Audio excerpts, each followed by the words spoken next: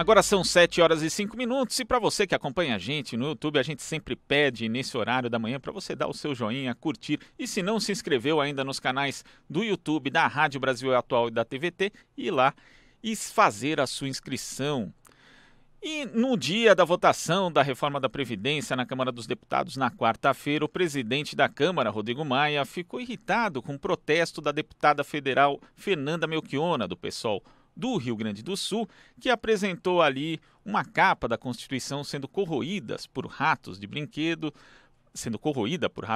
fazendo ali uma alusão à própria votação da PEC 6 de 2019. E a gente conversou com Fernanda Melchiona a respeito disso e também sobre os impactos da reforma da Previdência. Fernanda, primeiro eu queria saber que avaliação você faz da aprovação em primeiro turno da reforma da Previdência e também de como foi todo esse processo na Câmara para chegar a essa votação. Olha, acho que foi uma derrota muito grande para os trabalhadores brasileiros, né? Claro, é o primeiro turno, mas em relação ao número de votos e, enfim, as regras que estão postas ali na PEC 06, nós vamos ver, infelizmente, milhões de pessoas excluídas da Previdência Social, que não vão conseguir se aposentar, outros tantos se aposentando e ganhando muito menos, viúvas com redução de benefício, um massacre com os professores e, enfim, muitos ataques, né? A gente tem tanta coisa para falar, até que abre possibilidade para fundo complementar de servidores públicos de virar gerenciado por bancos. Enfim, a PEC tem um conjunto de maldades nos direitos previdenciários. Enfim, é uma reforma que ataca basicamente os mais pobres, né? 83% da economia, entre aspas, Paulo Guedes é de quem ganha em média R$ 1.300. Então, é uma reforma antipovo, antipobre encaminhada pelo Bolsonaro e que foi comprada e defendida, né, com unhas e dentes, não só pelos deputados do Centrão, que não necessariamente são da base do governo, mas pelo conjunto das forças burguesas no país, né? A unidade burguesa para a reforma era visível desde o primeiro dia do governo Bolsonaro. Então, isso aí, obviamente, fortaleceu a possibilidade dela ser aprovada no Congresso Nacional, junto com a velha prática do balcão de negócios do toma lá da cá, que é a compra dos votos dos parlamentares a partir da liberação de emendas, né? O que é uma indecência. Veja, Glauco, é usar dinheiro público do povo, né, para tirar direitos do povo.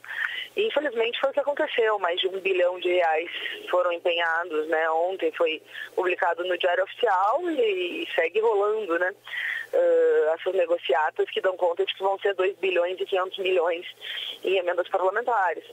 Então, eu acho que tem essa confluência aí de fatores e, ao mesmo tempo, a nossa denúncia, a nossa luta tem que seguir, né? Independente da PEC 06, a lei ela é um retrato da luta de classe em determinado momento histórico. Os direitos da classe trabalhadora brasileira foram duramente conquistados, né?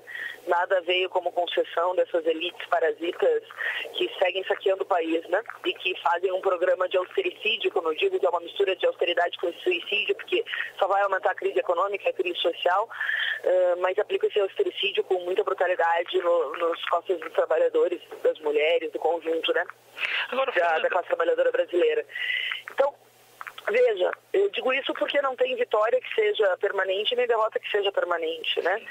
A nossa luta também tem que ser para alterar a correlação de esforço mais favorável aos trabalhadores e à juventude para tentar reverter essa PEC 06 agora ou no futuro, enfim, no sentido de ampliar a mobilização e a capacidade de luta da classe para tentar reverter isso, porque esta reforma é um ataque brutal à Constituição, ao capítulo da Seguridade da Previdência Social e significará, enfim, um desmonte e o aumento das desigualdades, o aumento de idosos em miserabilidade, o aumento de pessoas que não conseguirão acessar os benefícios e um rebaixamento global das aposentadorias brasileiras, né? A gente sabe que houve um esforço por parte de lideranças, movimentos, entidades, partidos para explicar à sociedade os males dessa reforma, mas parece que boa parte da sociedade ainda não entendeu. Como você vê isso?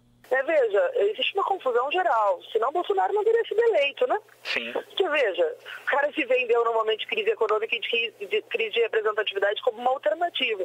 E, claro, que teve um deslocamento de um setor de classe média, teve um deslocamento aí que apoiou, mas teve votos populares, né? Então as pessoas, muita gente comprou gato por lebre na eleição. Eu digo sempre, óbvio que todos reacionários, extrema-direita, LGBT-fóbicos votaram no Bolsonaro, mas nem todos os eleitores, 55 milhões de votos, são LGBT-fóbicos reacionários da extrema-direita. Ao contrário, tem gente que votou apostando em mudança, mas a própria resultado da eleição já mostra uma confusão brutal, né? Votou contra seus próprios interesses, num projeto político que é ultraliberal. Fernanda, e no dia da votação da PEC da Previdência, o presidente Rodrigo Maia ali citou nominalmente você por conta do seu protesto com a capa da Constituição e ratos de brinquedo ali, o que eu achei curioso, porque muitas vezes houve episódios similares e o presidente da Câmara nunca tinha se manifestado. Como que você vê isso? Olha, eu acho que lamentável, né, o episódio do presidente. Primeiro, me nominar, eu fazendo meu protesto individual, que a professora Kátia fez aquela Constituição, uma professora aqui do Distrito Federal, me emprestou para levar ao plenário, já que os trabalhadores não puderam entrar, né, mostrando que ratazanas estão correndo, né, a Constituição, muito simbólico. E, no mínimo, é contraditório, né, que um presidente da Câmara tente interferir num protesto individual de uma parlamentar, ainda mais diante da gravidade da situação política. Logo ele, que eu nunca vi se pronunciar diante de todos os ataques de uma extrema-direita que estava ontem o elogiando por causa da reforma da Previdência, que pede o fechamento do Congresso, o fechamento do Supremo, o fechamento das instituições, né? Então, enfim, fiquei bastante incomodada, mas reafirmei o protesto, né? Você me citou, teve que me dar tempo de resposta, acho que é um absurdo, né? Rasgar direitos dos trabalhadores e esperar da gente o silêncio e que a gente não denunciaria essa situação do balcão de negócios do Bolsonaro, né, de compra de votos de parlamentares e de desmonte dos direitos sociais.